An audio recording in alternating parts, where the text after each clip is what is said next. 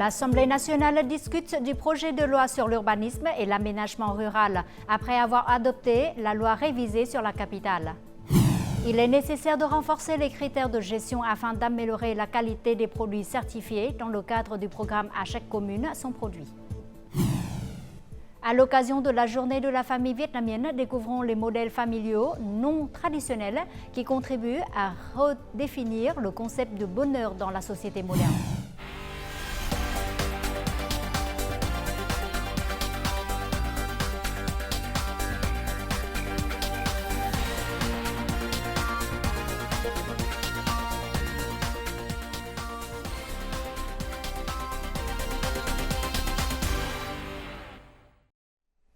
Mesdames et messieurs, bonjour, bienvenue au journal francophone. L'Assemblée nationale a tenu une séance plénière ce vendredi 28 juin pour discuter du projet de loi sur l'urbanisme et l'aménagement rural. Les députés ont souligné l'importance de cette loi pour harmoniser le développement urbain et développement rural et répondre aux exigences du développement économique et social durable. Les discussions ont porté sur la clarification des termes, la cohérence entre les différents plans d'aménagement et la participation citoyenne au processus de planification. Certains députés ont proposé d'ajouter davantage de règles d'urbanisme en fonction des difficultés des localités. Ils ont également suggéré que le projet de loi précise clairement les niveaux de planification urbaine et rurale. Auparavant, l'Assemblée nationale avait adopté la loi révisée sur la capitale et une résolution sur la politique d'investissement du tronçon ouest Giang Nghĩa-Trân Thành de l'autoroute Nord-Sud. La municipalité de Hanoï a organisé ce vendredi 28 juin une conférence dont le but était de faire le bilan des 6 premiers mois de la mise en œuvre du projet numéro 6 sur le développement d'une base de données nationale sur la population, l'identification et l'authentification électronique période 2022-2025 avec vision jusqu'en 2030. Prenant la parole lors de cet événement, le Premier ministre Phạm Minh Chính, également président du Comité national pour la transformation numérique, a qualifié le travail de sensibilisation de facteur décisif à cet égard, affirmant que les activités de communication devraient être menées sous diverses formes à travers les médias. Le chef du gouvernement a également souligné la nécessité de perfectionner les mécanismes et les politiques, d'améliorer l'environnement d'investissement, d'augmenter la compétitivité nationale et d'accélérer la réforme administrative.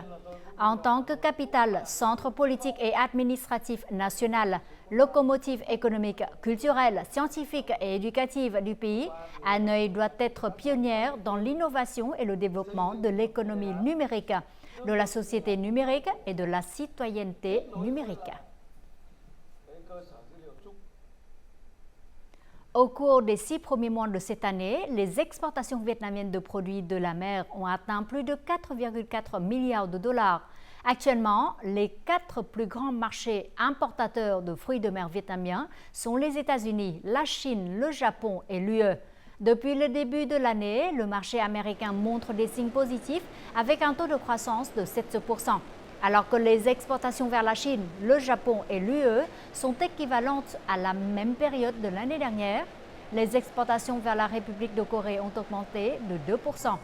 Cette année, l'industrie des produits de la mer s'efforce de réaliser un chiffre d'affaires à l'exportation de 10 milliards de dollars.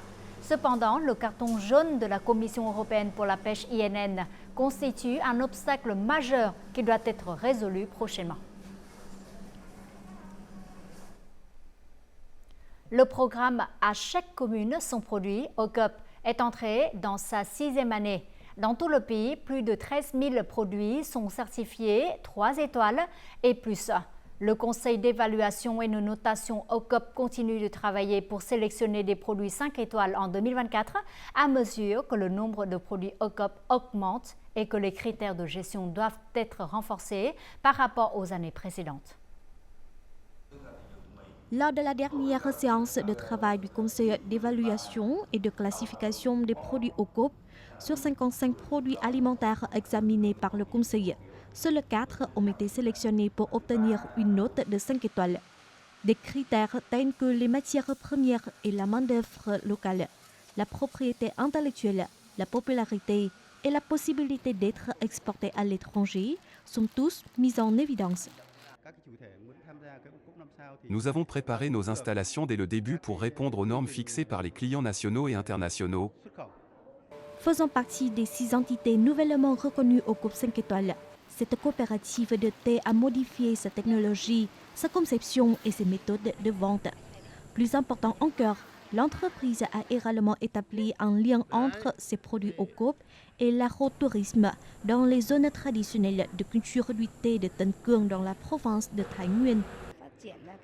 Notre orientation de développement se concentre sur la culture du thé et une grande variété de produits à base de thé. Nos produits aident les touristes à mieux comprendre la culture locale. Ces derniers temps, plusieurs localités ont révoqué les certificats de produits 3 étoiles au COP car ils ne répondaient pas à 2 critères. Premièrement, la production de certains produits a été interrompue en raison du manque de matières premières. Deuxièmement, les normes d'hygiène et de sécurité alimentaire n'étaient pas garanties. En conséquence, la gestion des produits au COP doit être renforcée. Les entreprises doivent contrôler plus fréquemment la qualité de leurs produits. S'il est détecté que des produits ne respectent pas les exigences de la norme OCOP, ils peuvent être sanctionnés par les agences fonctionnelles. Grâce au programme OCOP, les entreprises et agriculteurs sont encouragés à investir dans la transformation à profondeur tout en renouvelant les conceptions et les emballages. Cela a créé davantage d'emplois et a contribué à développer les moyens de subsistance dans les zones défavorisées. Le Premier ministre a récemment demandé de lancer un mouvement d'émulation pour accélérer les travaux du projet de transmission d'électricité de 500 kV, circuit 3 reliant Quảng Trạch à Phố Nối. Ces derniers jours, sur le chantier de ce projet, les ingénieurs et ouvriers travaillent sans relâche malgré la chaleur extrême pour achever les travaux dans les plus brefs délais. Le consensus des autorités et des populations dans les localités traversées par cette ligne électrique est aussi un élément crucial. La famille de M. Ba se prépare à semer la nouvelle récolte de riz. Elle vient d'achever les travaux restants pour céder au plus vite le terrain à la construction des fondations et des pylônes électriques de la ligne 500 kV de circuit 3. J'ai été invité à une réunion pour m'informer de la politique du parti et de l'État.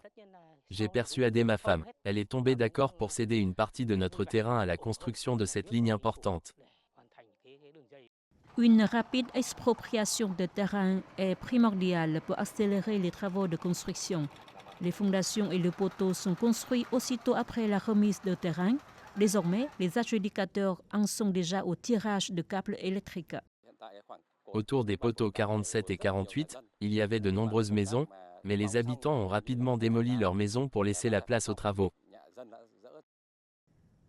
Le consensus est considéré comme la clé de réussite de ce grand projet. D'une longueur totale de 519 km, traversant 211 communes et quartiers, 43 districts et villes dans 9 provinces. La ligne électrique a été presque terminée en 6 mois au lieu de 3 ans comme d'ordinaire. Nous demandons au district d'élaborer des plans détaillés du dégagement de terrain, semaine après semaine et jour après jour. Conformément à ce plan, nous examinons l'avancement du déblaiement du site, ce qui nous permet de réduire les délais. L'avancement rapide du projet de transmission d'électricité 500 kV circuit 3 est considéré comme un miracle. D'un investissement d'environ 876 millions de dollars, ce projet joue un rôle important pour améliorer la stabilité et le fonctionnement du système électrique national. Notre journal continue avec les taux de change et les indices de la bourse pour ce 28 juin.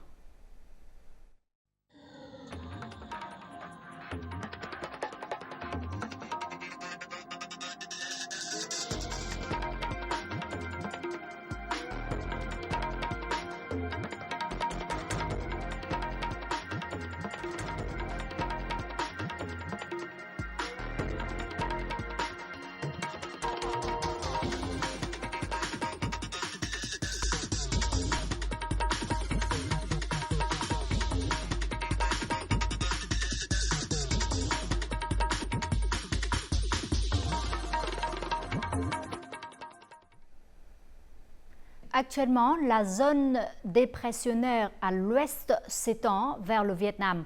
Dans l'après-midi du 28 juin, de Nghệ An à Phú Yên, il y aura une vague de chaleur généralisée. À partir de demain, les températures monteront en flèche dans toute la plaine du Nord à Hòa Bình, avec des températures allant de 35 à 37 degrés, avec certains endroits dépassant même 37 degrés. De Thanh Hóa à Phú Yên, la température sera d'environ 35 à 38 degrés, avec certains endroits avoisinant les 40 degrés. Cette canicule pourrait durer jusqu'au début de la semaine prochaine. En raison du temps chaud et du manque de pluie, le réservoir hydroélectrique de Tuyên Quang fermera une vanne de décharge pour le bas à 13 h le 28 juin. L'ancienne ville de Hội An dans la province centrale de Quảng Nam au Vietnam est en tête de liste des destinations les plus rentables au monde cette année, selon une étude de la Poste britannique.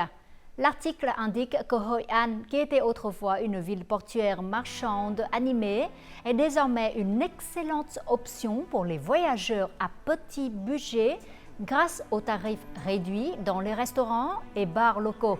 La baisse des coûts a permis à la ville de passer de la 6e place du classement en 2023 à la première place cette année. Hội An est en tête grâce à ses restaurants et bars économiques et bon marché par rapport à ses concurrents. De plus, c'est aussi l'une des villes les plus charmantes du Vietnam. Il n'y a pas d'agitation comme dans les grandes villes. Les visiteurs peuvent passer la matinée sur des plages immaculées et l'après-midi à visiter des sites historiques et à déguster de délicieux plats au marché nocturne de Hội An. Aujourd'hui, 28 juin, a lieu la journée de la famille vietnamienne. Au Vietnam, auparavant, le modèle familial traditionnel comprenait souvent des parents et des enfants ou bien 3 générations ou plus vivant ensemble. Avec le développement de la société moderne, les modèles familiaux au Vietnam sont devenus plus diversifiés et ouverts, tels que les familles multiraciales ou familles monoparentales. Aujourd'hui, les modèles familiaux non traditionnels se heurtent encore à de nombreuses difficultés et préjugés sociaux. Cependant, chaque famille a ses propres moyens pour maintenir l'intégrité et le bonheur de sa petite maison.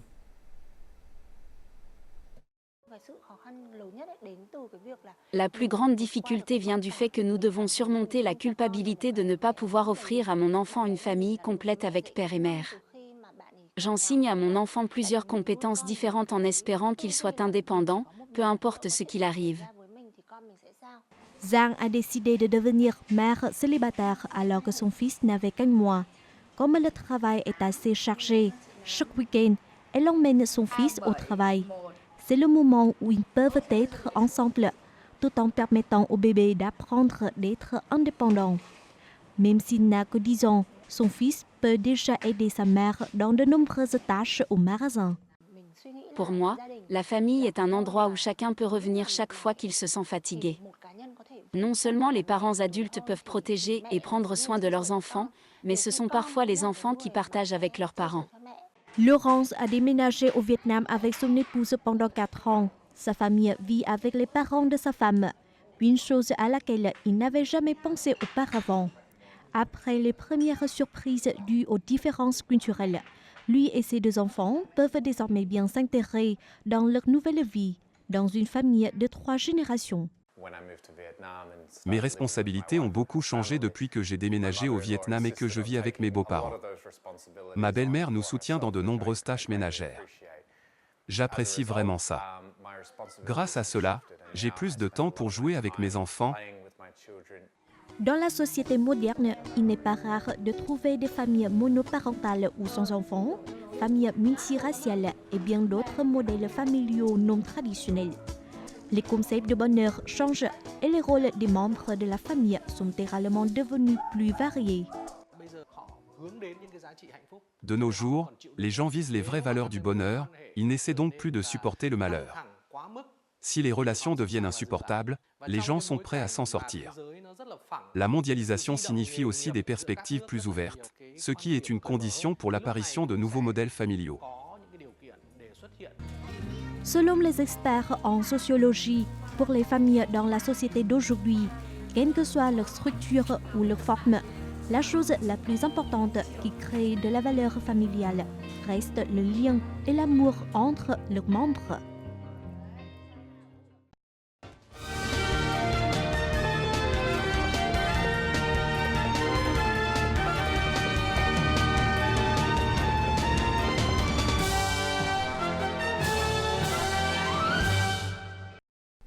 Voici un condensé des faits marquants de la semaine écoulée, résumé en bref et en images.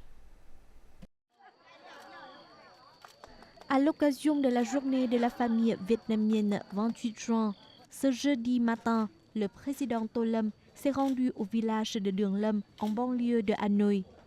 S'adressant aux villageois dans la maison communale, le chef de l'État a affirmé que la famille est la cellule de la société et la bastion de chaque personne. Elle est toujours associée à la communauté et constitue une base solide pour promouvoir la force et la longévité de la nation. La journée de la famille vietnamienne est donc l'occasion d'un retour aux racines et d'une mise en avant des valeurs culturelles du pays. Tô Lâm a également souligné que les générations d'aujourd'hui devaient préserver et promouvoir le précieux héritage laissé par nos prédécesseurs, y compris les coutumes et le mode de vie de chaque famille. Le Premier ministre vietnamien Phạm Minh Chính a effectué du 24 au 27 juin son voyage d'affaires en Chine pour assister à la 15e réunion annuelle des nouveaux champions du Forum économique mondial à Dalian. Phạm Minh Chính a prononcé des discours lors de diverses séances de discussion et de travail. Il a co-présidé une séance de dialogue avec des grandes entreprises du UF aux côtés du président exécutif Klaus Schwab. Durant sa visite de travail, le chef du gouvernement a eu des entretiens avec de hauts responsables chinois, dont le secrétaire général du Parti communiste chinois et président chinois Xi Jinping et le Premier ministre Li Qiang. Les deux parties ont convenu de promouvoir le partenariat de coopération stratégique intégrale et de construire une communauté d'avenir partagée Vietnam-Chine qui revêt une importance stratégique.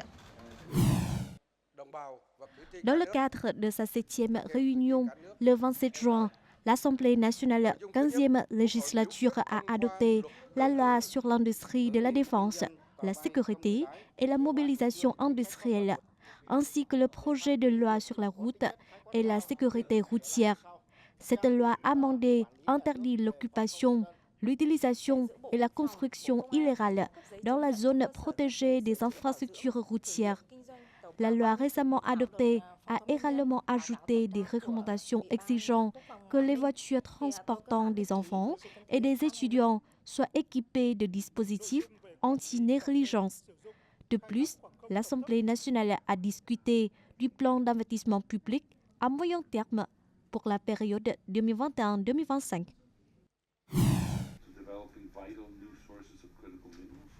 Le premier dialogue économique du partenariat stratégique intégral entre le Vietnam et les États-Unis a eu lieu le mardi 25 juin à Washington, D.C. L'événement était coprésidé par le ministre vietnamien du Plan et de l'Investissement, Nguyễn Chí Dũng, et le sous-secrétaire d'État chargé de la croissance économique, de l'énergie et de l'environnement, José Fernandez. Ce dialogue avait pour but de favoriser le développement d'une coopération complète entre les deux pays suite à l'établissement de leur partenariat stratégique, en particulier dans le domaine économique. Les deux parties ont convenu de mesures spécifiques en vue de promouvoir la coopération liée à l'écosystème des semi-conducteurs et à d'autres domaines.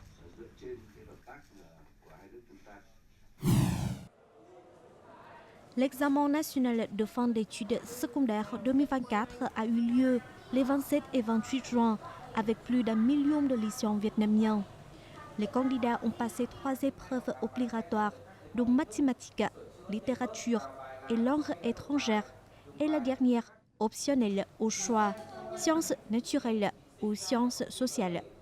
À l'exception de la littérature, les épreuves des autres disciplines sont sous forme d'un questionnaire à choix multiples.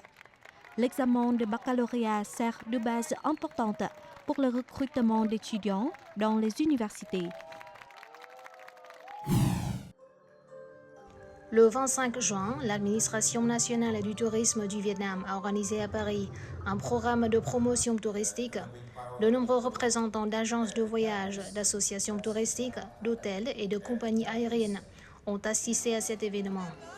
Cet événement de promotion du tourisme vietnamien en France offre une opportunité unique aux entreprises touristiques des deux pays de partager des informations actualisées, d'explorer des possibilités de coopération commerciale et de stimuler les échanges touristiques dans le contexte de la reprise post-Covid-19.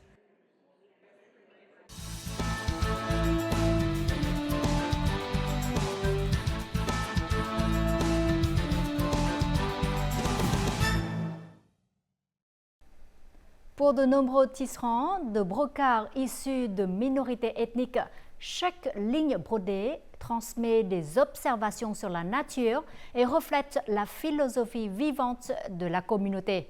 Cependant, c'est à risque de se perdre car les tissus de brocart s'usent avec le désir de préserver chaque motif et de diffuser la culture du tissage de brocart des minorités ethniques au flux de la culture contemporaine. De nombreux jeunes ont développé des projets de bibliothèque numérique de motifs uniques. De nombreux jeunes deviennent la génération pionnière dans la préservation et le développement de la culture traditionnelle. Une croyance absolue dans le dieu soleil, le symbole paisible des ailes de l'oiseau, le souhait d'une récolte abondante. Tels sont les messages véhiculés à travers chaque motif de brocart des minorités ethniques. De plus, ces motifs constituent un précieux patrimoine documentaire. C'est un patrimoine matériel qui peut être vu, détenu et stocké. À l'intérieur se trouvent les techniques de tissage et les techniques de teinture des populations locales.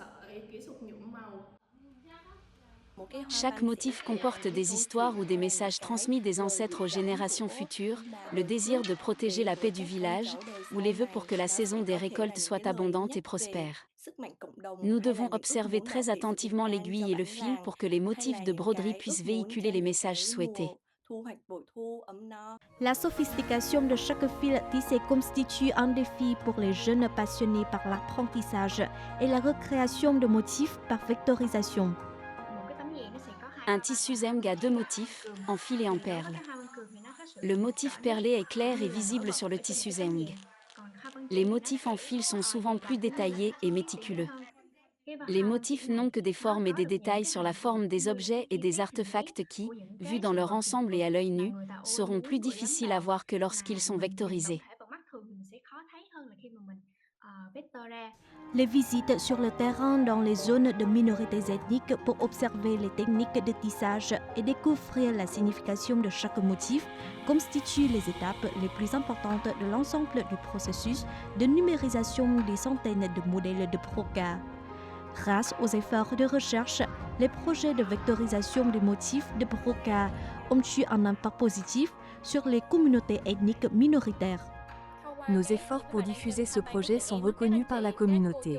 Nos publications sur les réseaux sociaux ont également été vues et ont reçu des réponses positives. Nous sommes vraiment satisfaits des résultats. C'est la plus grande réussite de ce projet. Outre l'objectif de préserver la culture traditionnelle avec le projet Ethnicity Vietnam, les jeunes souhaitent diffuser leur amour du patrimoine et promouvoir la culture du pays. Après 5 ans d'activité, nous avons accompagné des étudiants en design dans des projets architecturaux et graphiques et dans des projets de recherche sur la culture nationale. Nous avons un projet en collaboration avec des organisations pour apprendre aux jeunes locaux à utiliser des ordinateurs et des logiciels afin qu'ils puissent prendre leurs propres photos et vecteurs pour stocker les modèles. Grâce à leur amour du patrimoine et à leurs compétences en conception graphique, les membres d'Ethnicity Vietnam ont réussi à numériser environ 580 motifs de brocart de 19 groupes ethniques, apportant une netteté supérieure à celle des photos conventionnelles. L'identité nationale de la marque vietnamienne est largement répandue.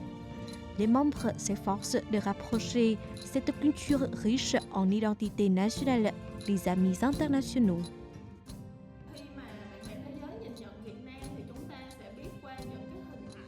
Souvent, les étrangers connaissent le Vietnam à travers Laos et ou les chapeaux coniques. Si nous parvenons à développer les caractéristiques culturelles des minorités ethniques, nous renforcerons l'image unique du Vietnam auprès de nos amis du monde entier. Pour les Occidentaux, ces motifs de brocart sont très nouveaux, ce qui les incite à explorer et à découvrir.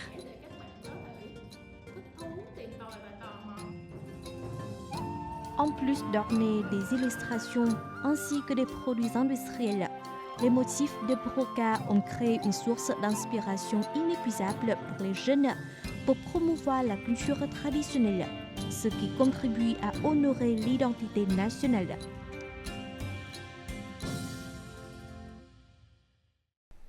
En fin du journal, découvrons tout de suite les prévisions météo dans les principales villes du Vietnam pour demain.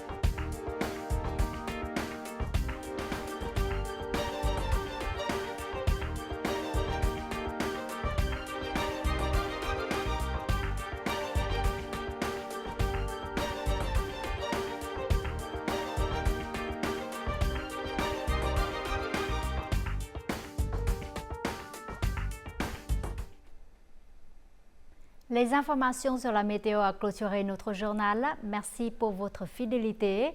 Au revoir, très bon week-end à vous tous et à la prochaine.